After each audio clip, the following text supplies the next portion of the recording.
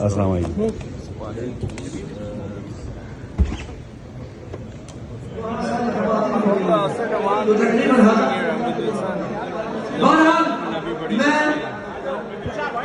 ان سب حضرات کا شکریہ ادا کرتے ہوئے بہرحال جامعہ شفا میں آپ کی آمد کو میں دل کی ادا کے شکریہ ادا کرتا ہوں. اس طرح تو شادی کے بیٹا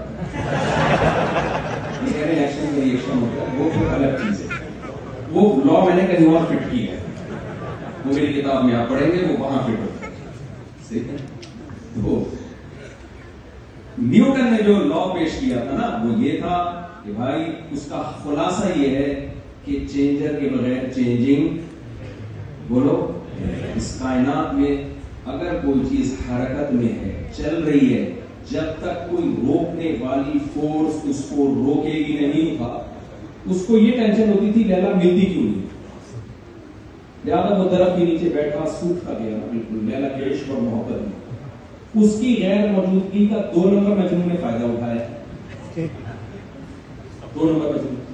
اب پہلے زمانے میں پردہ ہوتا تھا، ایسے لیلا مجنون کی ملاقاتیں جیسے آج کل ہو رہی ہیں اس طرح کی. آج کل تو بچے بھی پیدا ہو جاتے ہیں، بڑے ہو کر بچے ابا اماں کی شادی میں تمبو لگا رہے ہوتے ہیں. سوسائٹی ایڈوانس ہو گئی ہے تو ہم پھر کہتے ہیں اس تکلف کی شادی کے تکلف کی ضرورت کیا ہے. تو لیلا جو تھی نا اس کا جو اوریجنل مجنون تھا وہ بیچارہ درخت کے نیچے بیٹھ کے سوکھ کے کھاتا تھا. اس نے کھانا پینا لیلا کے غم میں چھوڑ دیا. جو 2 نمبر مجنون تھا وہ اس اوریجنل مجنون کی غیر حاضری کا فائدہ اٹھا کے کیا کرتا، لیلا کے خادم سے کہتا کہ تمہارا مجنون آیا ہوا ہے، درخت کے نیچے بیٹھا ہوا ہے، کائنڈلی کچھ خدمت ہو جائے ہماری.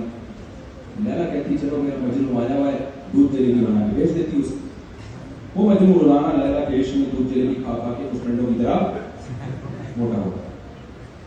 ایک دن لیلا کو خیال آیا بھائی یہ اتنے دنوں سے دودھ جلیبی کھا رہا ہے، پتہ نہیں یہ 2 نمبر نہ ہو گیا.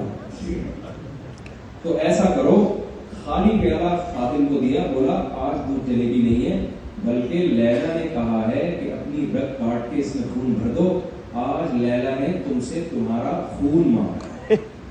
جب وہ مجنون کے پاس آیا 2 نمبر مجنون، اس نے دیکھا خالی پیالہ ہے.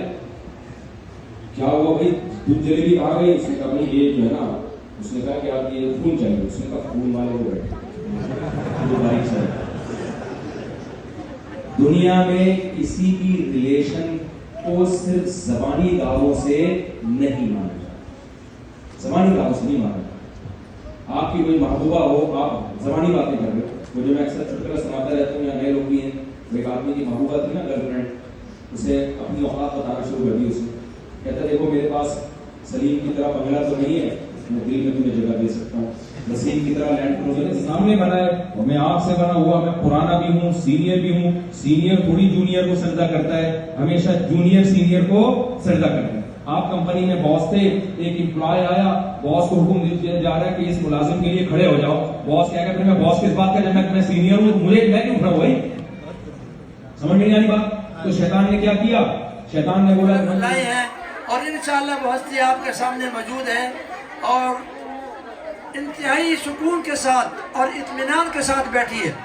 اور ہم ان سے درخواست کریں گے جتنا بیان لے جا سکتے ہیں لے کر جائیں، کیونکہ آپ دور دراز سے آئے ہیں اور آپ کی محبتوں کو جب یہ لے کر جائیں گے اور وہاں رہ کر کے وہاں جا کر کے سوشل میڈیا کے اندر آپ کا بتایا کہ حضرت کا پیغام ہم پروگرام لینا چاہتے ہیں. یقین جانیے نہ صرف میں خوش ہوا، نہ صرف میری فیملی خوش ہوئی، جس نے سنا تو اس نے خوشی کا اظہار کیا. تو اس کا کریڈٹ آصف کریم ہاشمی صاحب. کیا ہے یہ پتا ہو کہ یہ نظر کے استعمال کے لیے یہ سب سے امپورٹنٹ سوال ہے چشمے کے بارے میں. پھر یہ ایک الگ ہے کہ وہ بنا کس چیز سے، اس میں گلاس کون سے استعمال ہوئے، کون سی کمپنی کا، اس کی قیمت کیا ہے، یہ دوسرے درجے کے سوالات ہیں. یہ اتنا امپورٹنٹ سوال نہیں. سمجھتے ہوں گے نہیں سمجھتے؟ آپ کو پیناڈول کے بارے میں، یہاں پر پیناڈول پتہ نہیں کس نام سے ہے، آپ کو پتا ہونا چاہیے کہ جو آدمی 2 شادیاں کرتا ہے تو اس کے لیے پیناڈول ایجاد کی گئی ہے. صحیح ہے؟ یہ سر میں درد کے لیے سب سے زیادہ امپورٹنٹ سوال. کسی ڈاکٹر کو یہ پتا ہے کہ پیناڈول میں کون کون سے کیمیکل استعمال ہوئے ہیں؟ یہ پیراسیٹامول